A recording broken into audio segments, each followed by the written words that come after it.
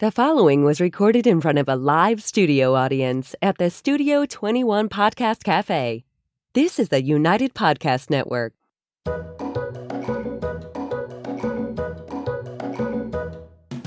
Welcome to the Quirky Dog Podcast, inspired by some of the quirkiest dogs you can ever imagine and the owners who love them.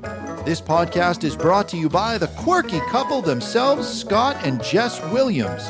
Their aim is to educate and entertain. Here's Scott and Jess. Welcome, guys, and here's Scott, Jess, and Jeremy this week. We are excited to have a special guest on the show from Boston Dog Lawyers, Jeremy Cohen. And first, we're going to start with the quirky tip of the day. The pig's all the way over here, so I got to handle it. Our quirky tip of the day today is if you are on the North Shore in Massachusetts and you have any legal issues as it relates to your dog, look up Jeremy. There's going to be a link in the description for where you can find him and a little bit more about his business. But this is an episode that we first found out about through the magazine Seacoast Bark. And Jeremy has just a very interesting job. He does a lot of different legal cases as it relates to your dogs. And we're excited to have you on the show. So welcome. Yeah, thanks for coming. Thank you. This is going to be a lot of fun. Yeah, well, the boys are smoking the new Garofalo cigar, too, so everybody's enjoying a little cigar buzz mid-Wednesday. So tell us a little bit about what you do and some of your most common cases. And how you got into this in the beginning. Sure. I got into it because a dog very close to home, my stepkid's dog that lived with their dad, got loose. Okay. And he was dog aggressive, but a woman tried to scoop up her little dog, protect it, and Jesse bit her in the ankle. And this was small town, Marblehead, Mass. They held a hearing. And I was a lawyer, so I said, yeah, I'll go. Mm-hmm. And I called ahead and the board. Anytime a dog bites, there can be a hearing in any city or town around the country, usually at night. It's fun. It's like a night game. I do enjoy it. For some reason, I enjoy it. But that night, I called ahead and the board said, don't worry about it. Nothing's going to happen. And when I went, within minutes, they wanted to euthanize Jesse. They said, amazing. They compared him to an Al-Qaeda terrorist cell laying in wait. There were no facts, and it was clear the loudest voices in the room were winning. So I started this firm to prevent that. Okay. Some dogs need to be put down, but there's so many things we can do beforehand. Trainers, behaviors, educate the owners better. And it made the local paper, some cartoons, and we won. I had no idea what I was doing. I was giving quotes to the newspaper. I had no concept, but it took off. And so every year I'd handle a few. And then about 5 years ago, I said, let's do it. Let's see if we can get something going full time. And now we have Boston Dog Lawyers. It's an emotional topic, that's for sure. Yeah, the dangerous dog hearings, Scott has had to go speak at a few of them. But if there is a bite, the whole town gets involved and there's emotions on both sides. It's not easy. So you deal with a lot of those, and then you deal with some custody cases as well, right? Right. Divorcing people who need this carved out, the dog, cat, horse. But a lot of times it's younger people who live together, decided to get a pet together, and then they split up and who gets to keep it. And those are... They're battles, those cases. I can imagine. It doesn't, most courts... You can keep the kids, I want the dog. It's so much that. And we do create some joint ones. Yeah. Some joint custody sharing agreements, but it's not just about who bought the dog or who's the dog licensed under. There's so many, we call them indicia of ownership. Who cares for the dog? Who buys the food? Yeah. Who goes to the vet? Who knows how to raise dogs better? So... every one of those cases has ended differently, but we usually have about a dozen custody cases at any one time. That's crazy. In court. And how are people finding you these days? Just word of mouth, or? Well, we just redid our website at bostondoglawyers.com, and we get podcasts. We were recently featured in Dogster and Catster magazine, which was big for us, but we get calls from all over the country. Yeah. So we have affiliated attorneys now in some states where just trying to be a resource for pet owners. Nice. And how many people work for the Boston Dog Lawyers firm themselves? Yeah. Well, I'm glad I named it plural when there was just one of us because I had high hopes. So there's four of us now. Okay, great. And it's a 7-day-a-week job. Yeah, that's crazy. So these custody cases, are they drawn out over months? I mean, what kind of evidence do people bring? I know you talked about the factors, about financial factors and caretaker factors and everything else, but if someone's going to prepare for something like that, what types of things do they normally have to prepare with? Good question. Receipts. Okay. Save your receipts. Yeah. And, vet records are helpful, except that there's usually a spot for only one person's name. Yeah. I don't care about who licensed the dog, because I could get the rabies certificate from you and license your dog in my town. So that's not significant. I do want to see who paid, but we feel that there's a when. There's a when someone suddenly became the primary owner in a lot of these relationships. And so we look for that, and we try to educate the judge who...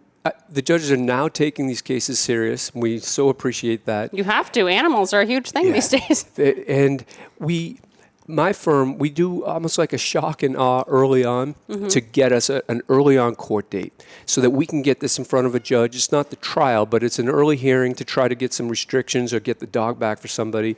And that usually gets everybody talking.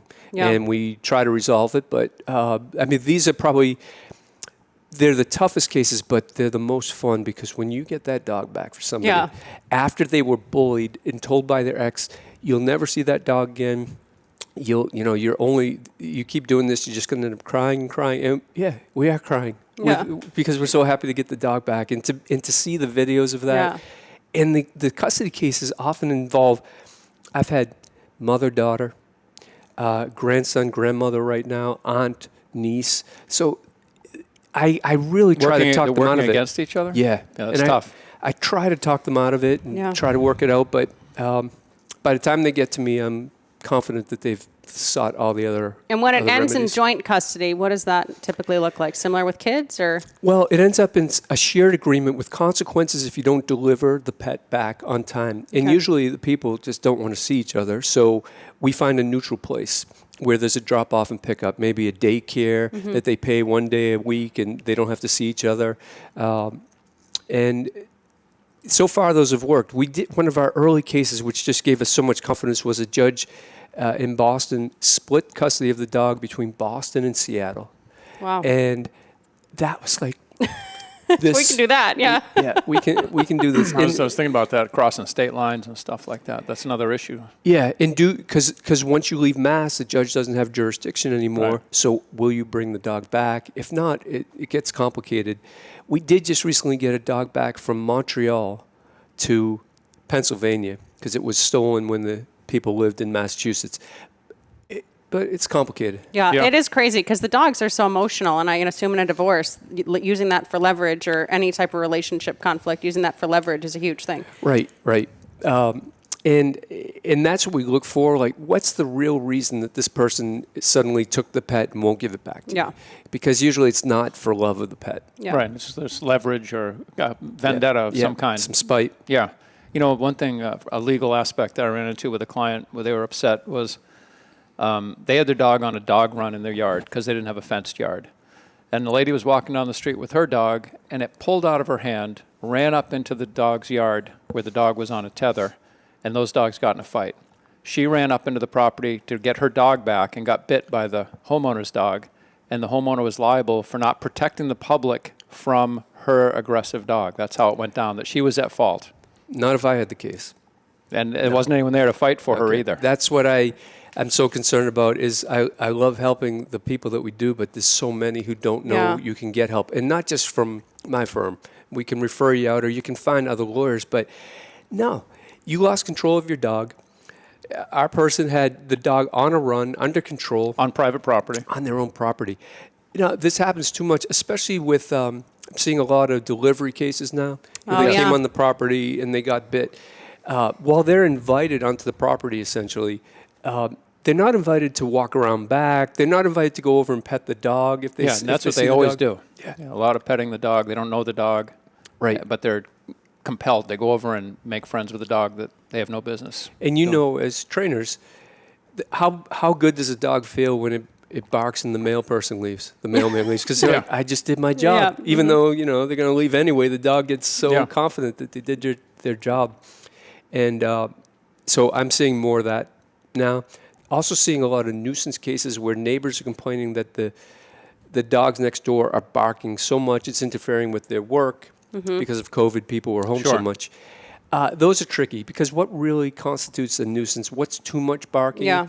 And I call upon animal control officers to intervene there, not to punish, but to try to help define and resolve it somehow. Right. And they don't. They don't. I just find that they're so limited in some of the things they'll do. But I think that's a fundamental, being an animal control officer, is trying to neutralize things before it gets to a hearing or you need a lawyer. And quite often when they do come, the dog isn't barking. Right. So they're like, well, there's no barking going on, and yet the people are complaining over stuff that isn't really nuisance barking. They just don't want to hear any barking. Yeah, exactly. That's a different issue. Right.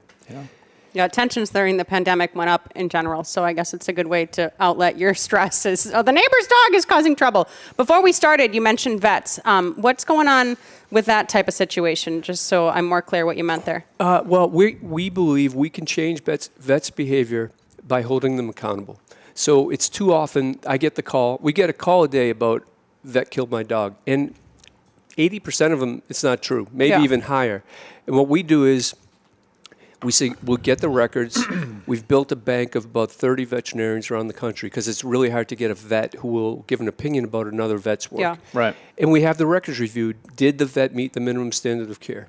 And if they did, great. Now the pet owner feels like, okay, I don't have to direct my attention at the vet anymore, because too often the vets just turn their back when there's a grievance. Yeah. Because their insurance companies tell them. So people They're feel afraid like they're going to incriminate themselves somehow by even talking about it, maybe. Exactly. Yeah. And what I have found, and I have given talks to vets, I have found that if they just talk to them, the calls would never come to me. People would go away, but they feel like, I just plunked down $6,000.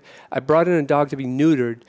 Now my dog's dead and you're not talking to me. I need answers. So we're really trying one at a time to change that, but there also is a perception that vets upcharge and things that you don't really need. And amazingly, this bank of veterinarians that I have, they believe that too. Yeah. So I know lawyers have a tough reputation, and but I'm doing what I can to actually eliminate the besmirching of vets online, if we can just get records reviewed and have a real opinion about did they do something wrong or not. And that's true. The upcharging stuff, we see it all the time with clients. All of a sudden, you bring them in for something, and it's a $1,500 procedure when maybe it didn't have to be. So, and when something happens, it is emotional. But like you said, just those open lines of communication are hugely important, because people just need to be feeling like, there's no one at fault. And here, one of the tips: if your dog is going in for surgery, the time when it's likely they're going to have a problem is post-surgery. Does your vet facility, do they keep people there overnight? Some places they leave at 11, come back at 7. If something happens during those 8 hours, no one's there. Yeah.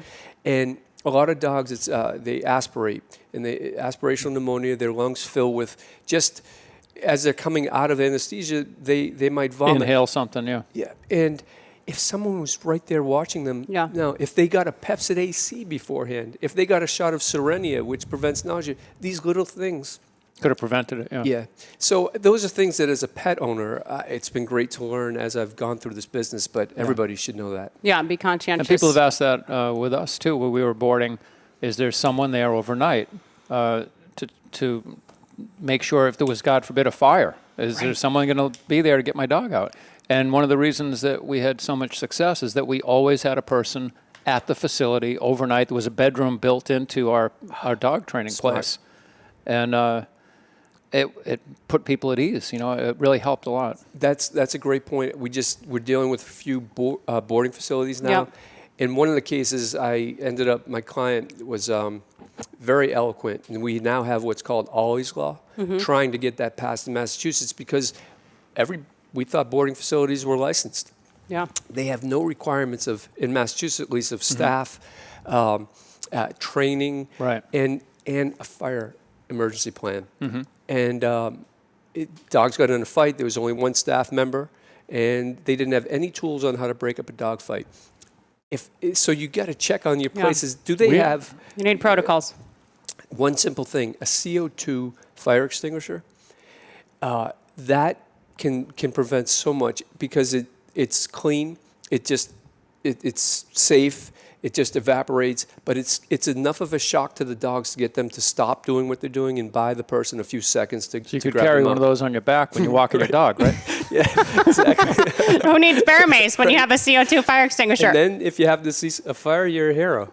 Well, the nice thing about that, really, to break up a fight, is that a lot of times people do carry mace, but their own dog gets maced. You know, it blows back in their face. It's all over everything, and it's pepper spray, you know, so it's not a pleasant thing. Yeah. All right. We are going to go to break super quick. When we get back, we are going to talk a little bit about legality and rescue. Does your dog seem anxious? Would you like your dog to relax? Do you want to feel more in control? Would you like your dog to cooperate? HowToCalmYourCanine.com. That's HowToCalmYourCanine.com. All right, we are back. We are going to talk a little bit about rescue here, but first I want to know, are there any breed trends as it relates to like these dangerous dog hearings that you might see, or even legislation? or even the veterinary stuff? Like, do you see certain breeds, like maybe an English bulldog more frequently is one of the vet cases? Do you see any trends like that? See, it's great to be interviewed by dog people because you know the questions. We know what's going on. Yeah. There's nothing worse than somebody who interviews me and they don't have a dog, so they don't know that question. Brachycephalic dogs are the number one problem at veterinary facilities because sometimes some major facilities think every one of those dogs should have airway surgery, and sometimes they're in for another surgery, and it's too much to do airway surgery and another surgery, and that leads to problems. And really, not every one of those dogs needs airway surgery, but you need a vet who knows that breed. This hits close to home when I get calls about golden retrievers because I have a golden. Boy, those dogs really suck, don't they? So unfriendly, just so unfriendly. With vets, you do want to make sure they know the breed because some breeds have very unique anatomy, and the smaller the dog, just the more complicated it is. And that's when I see a lot of issues with dental procedures on smaller dogs, Pomeranians, Yorkies, because you don't know what's going on until you anesthetize them and go in their mouth. But when you start putting tools in their mouth, I see so many injuries come out, to the eyes, to the back of the eyes, and to the nasal cavity because it's just so small in there. Yeah. And these are risks, but you need to know about the risks. Is your vet telling you those risks? And there are some breeds that can't handle anesthetic as well as others. Right. Yeah. They need certain types of anesthetic and all kinds of side effects. Exactly. Yeah. And anytime your dog goes for surgery, there should be a pre-surgical blood work to make sure that the dog can 100%, process the anesthesia. Yeah. These are just things that, as a pet owner, I had no idea about, but I've learned through the cases. And that's not necessarily an upcharge. That's trying to take care of your dog. Yeah, that Right. should be a commonplace practice, just like a boarding facility, somebody being there overnight, all of those little things. What about the dangerous dog hearings? Do you see any? Sorry, did you have another thing No, to I was say? going to get to that. Okay. Of course, pit bulls are a part of that. Yeah. When someone calls me, I very rarely will ask the breed because to me, it just doesn't matter. Yeah. And amazingly, I have had some golden retrievers. You get huskies. Most people will say that their dog is a mix. Yeah. So a mix means I know exactly what kind of dog it is. But and you never bring the dog to the hearing. Yeah. People often ask, should I just bring the dog to the hearing? No. Nothing good can come from that. Last thing we need is a bite at the hearing. And what we do is part of our team is we bring in expert trainers and behaviorists for each case to try to educate the hearing authority. So if we'll bring in an expert on a pit bull. If it's a golden, we'll get somebody who focuses on that.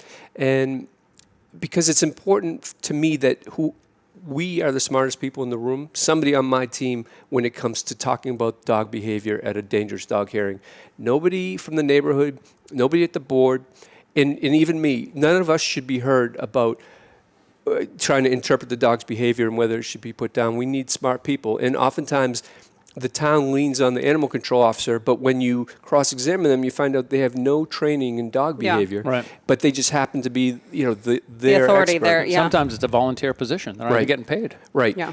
They do a lot of work, often handle multiple towns for just not a lot of money. Yeah. So I know it's a tough position. And it is a serious decision to euthanize a dog. I mean, that is a life-changing decision. So it is important to have correct representation. Scott wanted to get into the rescue stuff. What do you want to talk about with that, babe? Well, I just wanted to ask if you were running into what we are seeing more and more is the no-kill shelters that mean well, rescuing dogs from quite often the South, bringing them up. They don't have a lot of history on these dogs.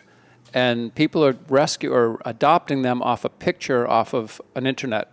Just, that's it. That's all I got is a picture, and it says, loves everything, the best dog in the world, needs a home. Sparky's we can't great. believe this dog doesn't have a home yet. And they're like, oh, and they get the dog, and either the dog has extreme anxiety, it's very destructive, it can't be in a crate, and they're having all kinds of problems, or the dog is getting aggressive towards other dogs, kids, all this kind of stuff. And then when they call back, they're told, well, we're going to put the dog down if you give the dog back. And then they're feeling like they don't want the dog to be put down sometimes. They feel like they have some kind of bond with the dog. But there's all kinds of weird stuff going on there, So the problem you first identified, no-kill shelters. By doing that to themselves, now they're in the newspaper the minute they have a behavioral problem and the dog needs to be put down. Mm-hmm. And some of those no-kill, as it doesn't have to be 100%. They need behaviorists, and we've worked with rescues and with the Mass Department of Agriculture. They need behaviorists on board who will come and examine these dogs. Also, they need to be held more accountable because certainly most of them have insurance, but when you read the contract as an adopter, you see you've waived all rights. As soon as you take possession of the dog, yeah. But then you're told, oh, by the way, if you ever want to get rid of the dog, bring it back to us. So my question is, well, do you own the dog or not? Or if they tell you eat or feed this type of food or certain things. Or train this type of way. Yeah. I see that a lot. So then I feel like they haven't sold or adopted out. It's almost like a lease almost, so they're involved. Yeah. And when they're involved, they walk away from responsibility often, but not the rescues I work with. I have a few clients, but it's tough for the dog owner. I've had cases where they bring a dog home and all 3 children get bit. Yeah. Well, you knew I had children. I told you I had children. And then they're like, well, something must have happened. It's not right, and that is having a ticking time bomb because there's procedures in place, but not for behavior issues. More states are concerned about disease. Yeah, right. Rabies, They come home parvo. with I've rabies. seen that going back before the rescues, and I was really involved with protection dogs early on in my dog training career.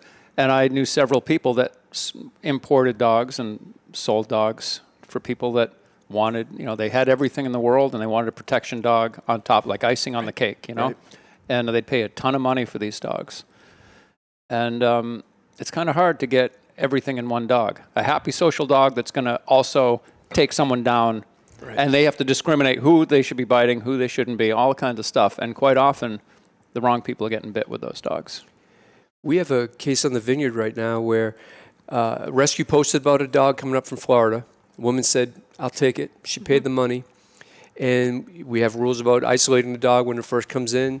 Well, the rescue said, you know what? It's at night. Why don't you just take the dog?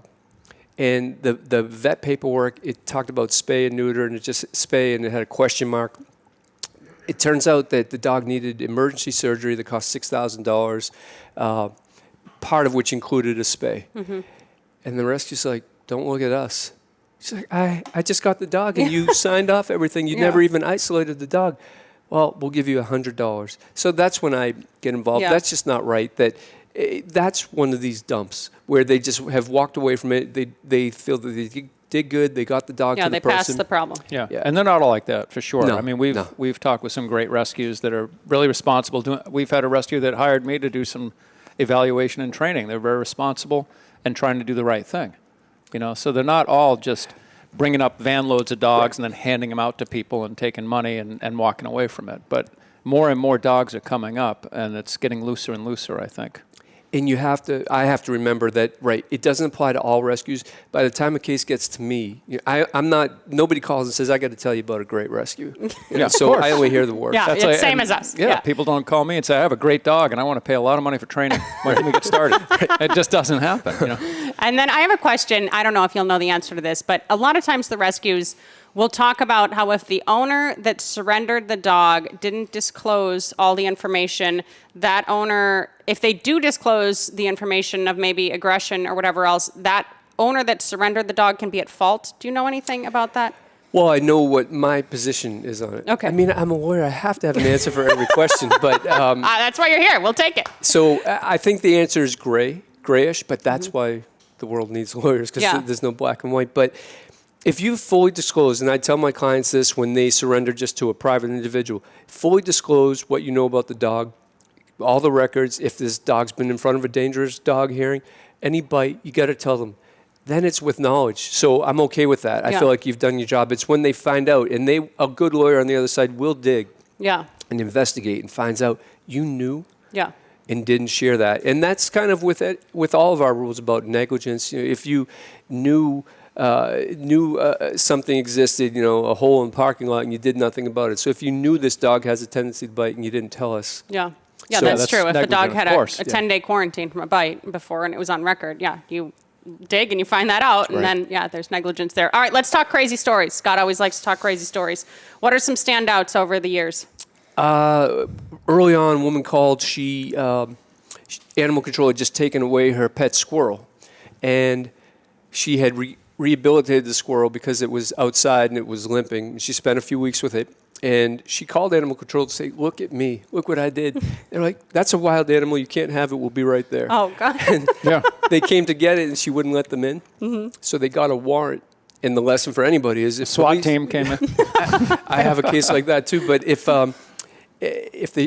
the cops show up with a warrant, you should let them in. She didn't, so they kicked in the door. They kicked in the door and they searched for the squirrel, which she had hidden in the closet. And In the microwave. I said, "Well, does the squirrel have a name?" No. She said, every morning I walk over to him, I say, "Good morning, squirrel." And he tips his ears. I got a great one a year and a half ago, which I actually took. A woman called a lawyer to say her wild turkey was just taken by the police. Mm-hmm. I said, "Well, right there, you're not supposed to have a turkey." and I wouldn't do this in my first year, but I have a little bit more. I'm always concerned about credibility. So let me make a call. And I called somebody I know in the Department of Agriculture. He said, "Well, that's not for animal control to take. That's a state issue." And this turkey had come to her on the very day that her dog died.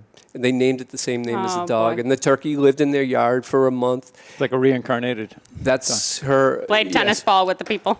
But unfortunately, it pecked a kid in the face. Oh, boy. Who was teasing it. It's like a dangerous turkey hearing now. You got to go to a whole new realm. Boston turkey lawyer. So I made a call. And wouldn't you know it, she called me to say, "Thank you. Here comes a police car, and the turkey is in the back seat, and they brought the turkey home, put it back in the yard." And I hope it was near Thanksgiving. It's such a good feel-good story. I don't know what happened after that, but for that moment, I was her hero. Yeah, that was a win. So you really deal with a lot of species then, not just dogs necessarily. Yeah, I Try not to. I try not to. I try to limit it to pets, but in that instance, that's gold. A story like that, I took it so I could sit here and tell that story one day. Let me share another question I have. I got a call from a lady that said, "I have a wolf hybrid that got out of the yard, and I can't remember what happened. If there was a bite, there was an incident with this dog." And I'm like, shoot, I don't really train wolves. And I know that wolf hybrids can be a really sketchy animal. They're not a domesticated dog. They're part wild, part dog, So I looked up the law. She was in New Hampshire before I even continued to follow up. And it said, if you can have a wolf hybrid as long as we know where it came from to your house and it's fenced properly. There's extra rules if you're going to have a wolf hybrid. And they weren't doing any of the rules they were supposed to do. So they were really at fault, Wolf hybrid. One of my most favorite cases was a wolf hybrid case. And it really takes a special person to have a wolf hybrid. And unlike New Hampshire and Mass, you can't have them. So people are always trying to find a way to bring them up here. This guy told me how great they are. I learned a ton about it. We got an expert involved. It was a criminal act having a wolf hybrid. It's against the law. And we won. The judge found that the statute was too vague. So when you looked at the statute and you have to look at the lineage, it said that any dog that has a wolf in its ancestry is a wolf hybrid. And the judge said, I have a dog. Right. Yeah. That means that everybody's going to take my dog. Yeah. But in that case, and I don't do this so much anymore, the owner insisted I meet the wolf hybrids. And there, in the end, there was a documentary going on. So I feel this pressure that I've got to meet them. And I met the first one. He was great, Keanu. Then I met Luna. And they said, just hold her by the neck and just hold her down. Well, I think they set me up because suddenly she's growling. She keeps turning back to bite me. And I'm thinking, I can't believe the hearing's Hold her down tomorrow. harder. The hearing's tomorrow, and I'm going to show up with a dog bite. And so two guys came in and formed a wall, and they're like, okay, sneak out, Get sneak out. out. Oh, my gosh. It was disappointing because she didn't clearly know who I was, and I was trying to save her, but it was a great video on tape that they cut, and I'm just like, you got to edit that out. We can't have that. But the case is far enough in the past that we don't have to worry about Well, it. this is an important thing to realize because you don't really know if you're going to need your services or not because, these dangerous dog hearings, you need to be there for the hearing. It's not like you can go back 5 years later and renegotiate it. Same thing if you're in a relationship with a dog. I'm going to start saving receipts for our dogs just in case. In my name. No, but really, I mean, these are little intricacies that you don't consider when you own an animal. But with this legal aspect kind of on the rise, it's important to plan ahead and definitely save Jeremy's information for when stuff pops the up. nice thing is I have a lot of clients that have dogs that have aggression issues, that the people have done a lot to keep them under control and whatnot. But it would be great for them to have your card in their back pocket because quite often, I don't know what the odds are, but probably half the time it's not even their fault because someone came in and got too forward with their dog and they had no business doing that, And they don't know until they talk to you. They may think immediately, I'm guilty, my dog's aggressive, but really, I mean, I'll tell you, I had a dog that bit someone 20 years ago, and I had him in the backyard in a fenced, contained area. It was triple fenced from the street, but I had a pool guy that would come in and take care of the pool. So he comes in through the one fence, and then he's in the backyard, which there's no way any dog can get to him. But then he sees my dog barking, so he goes and he sticks his hand in through the friggin' gate, and the dog bites him. He didn't report it, but the next week he came in, he goes, oh, your dog bit me. I said, how is that possible? I got this dog triple fenced. He goes, well, it was my fault. I stuck my hand in there. Now, he never filed a complaint or anything, but protecting your dog from the idiocy of the public is really tough. And you'll hear from other lawyers on the plaintiff side who pursue the damages. It's strict liability. You're always at fault. No, you're not. Yeah, there's so many facts to uncover. Dogs bite for a reason, as you both know, and a lot of times that reason doesn't come from them. It comes from the not always a victim, but you can see that the victim kind of they're not reading the dog's behavior. The dog's fearful, and they just keep coming in. And that's why kids get bit a lot because they're not reading the dog's behavior. They just come in and want to give the dog a hug. And that's the parents' fault for not teaching kids how to interact with dogs. If they spend 10 minutes a year, even in school, here's how you approach a dog. Half of the 4 million bites a year are to kids 12 and under. So that's preventable. And I found out just recently because I have a client who is a nurse practitioner for a plastic surgeon. And she said quite a bit of what we do is dog bite reconstructive surgery with kids. And I said, what time of year is there do you see a pattern? She says, always the holidays. Holidays, kids, and that's when dogs get bit. Kids get bit by dogs. So much chaos at the house. The dogs aren't used to having all these family members. No one's watching anybody, and protect kids your dog. Kids are chasing the dog around, some 5-6-year-old kid, because they want to play. The dog runs in the crate to get away from him. The kid goes right in the crate. Folks are having some drinks, just relaxing, catching up with people they haven't seen. Yeah, be an advocate for your dog. And if you do have an issue, know that you can get some representation. I think it's really a fascinating topic. And when we came across your article, Scott was like, oh my God, we got to get him on the podcast because not a lot of people in the country are doing this, but it seems like it is a little bit on the rise, like you said. I think a lot of attorneys don't want to deal with it. It's like too small or whatever. They just, maybe it's just out of their wheelhouse completely and they just don't want to. Maybe if you didn't have the personal investment, you wouldn't have gotten involved, frankly. And I love that. I love that other people or other lawyers like, what? What do you do? What? And then when we go against each other, they're like, oh, okay, now I see. Or my 30-second speech about why you would need a dog lawyer. I mean, even my own parents took 5 years till they fully understand why you would need a dog lawyer. Yeah. Right. So I get it, but hopefully there'll be more around soon. All right. Well, if I'm going to get a wolf pit bull hybrid. You're all set. We're going to start having a lot of kids, and then we're just going to call Jeremy when things hit the fan. All right. If you guys need to find Jeremy, we are going to link his business URL in the description. You have a Facebook page as well, correct? Yes, we do. Boston Dog Lawyers. All right. Check it out. Massachusetts mostly, but it sounds like you're consulting various places, right? We do have a lot of opportunity in New Hampshire. A lot of pet owners need help. All right, great. Thank you so much for joining us. The boys are going to finish their cigar. You guys have a great week, and keep it quirky. Thank you.